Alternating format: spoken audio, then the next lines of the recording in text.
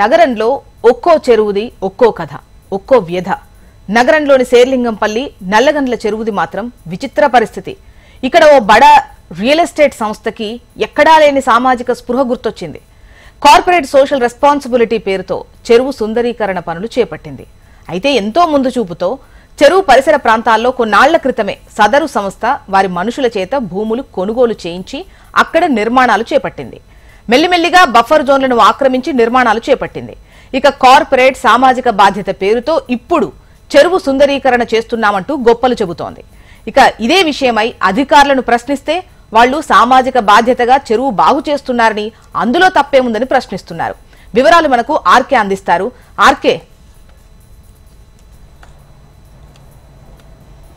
చూసినా ప్రస్తుతం మనం నల్లగండ్ల చెరువు వద్ద ఉన్నాం. నల్లగండ్ల చెరువు వద్ద ఉన్నాము అనే దానికన్నా అపర్ణ చెరువు వద్ద ఉన్నామంటే ఒక క్లారిటీ వస్తుంది. ఎందుకంటే ఈ చుట్టుపక్కల మొత్తం కూడా ప్రధాన రహదారి నుంచి లోపలికి దాదాపు ఇదంతా కూడా 1 కిలోమీటర్ వరకు ఉంటుంది. ఈ కిలోమీటర్ పరిధిలో మొత్తం కూడా పెద్ద పెద్ద బిల్డింగ్స్ అన్నిటిని కూడా అపర్ణ నుంచే మొత్తం కూడా కన్స్ట్రక్షన్స్ అయితే చోటు చేసుకున్నాయి. మొత్తం ఒకసారి ఇక్కడ బిల్డింగ్స్ అన్ని చూసుకుంటే ఇక్కడ కట్టినవన్నీ బిల్డింగ్స్ అన్ని కూడా మొత్తం కూడా పూర్తి స్థాయి అపర్ణకు సంబంధించినవే. ఇలాంటివి దాదాపుగా ఓవరాల్ గా ఈ రౌండ్ మొత్తం కూడా వాళ్ళవే ఉన్నాయి.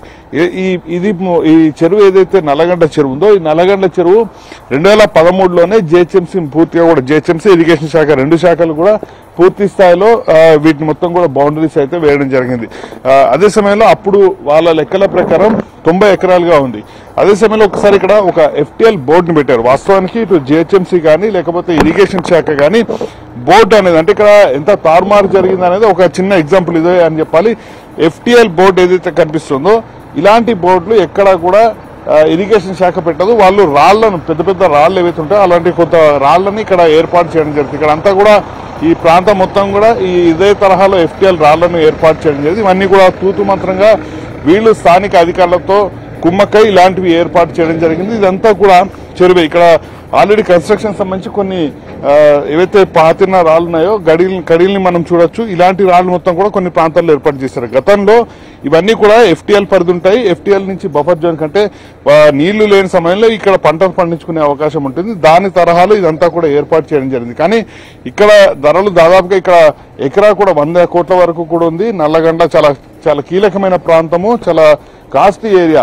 ఇలాంటి ప్రాంతంలో భూములన్నింటినీ కూడా చేజిక్కించుకోవడం జరిగింది. ప్రస్తుతం ఈ ప్రాంతం నిలబడిన ప్రాంతం, ఇప్పుడు కనిపిస్తున్న ఈ భూమి ఏదైతే ఉందో దీని మొత్తాన్ని కూడా వాళ్ళు ఒక చదును చేసి వాళ్ళంతా కూడా ఒక రోడ్డు తరహాలో ఏర్పాటు చేసుకున్నారు. ఒకవేళ రేపటి రోజున ఇక్కడ స్థానికుల అనుమానం ఏంటంటే రేపటి రోజున ఇక్కడ కన్స్ట్రక్షన్స్ కొన్ని బిల్డింగ్స్ జరుగుతున్నాయి.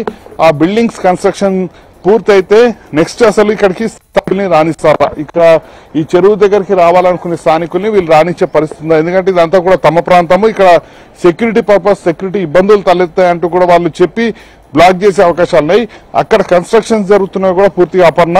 దాని పక్కనే మనకి ఒకటి వాస్తవానికి ఇక్కడి నుంచి కనిపేది, ఇంకొంచెం ముందుకు వెళ్లాల్సిన అవసరం ఉంటుంది. ఆ లోపల వెళ్తే మాత్రమే తెలుస్తుంది. అక్కడ ఒక కంకర్ మిక్సింగ్ సంబంధించింది ఏర్పాటు చేయడం జరిగింది. అది కూడా పూర్తిగా కూడా బఫర్ జోన్ లోనే ఏర్పాటు చేశారు. అంటే మొత్తం కూడా ఇక్కడ బఫర్ జోన్ లోనే నిర్మాణాలు అన్నింటినీ కూడా చేసినప్పటికీ కూడా ఇక్కడ స్థానిక అధికారులు కానీ ఎవరు కూడా పట్టించుకునే పరిస్థితులు లేవు. దాంతోనే ఇక్కడ ఒక రియల్ మాఫియా మొత్తం కూడా రెచ్చిపోతోంది.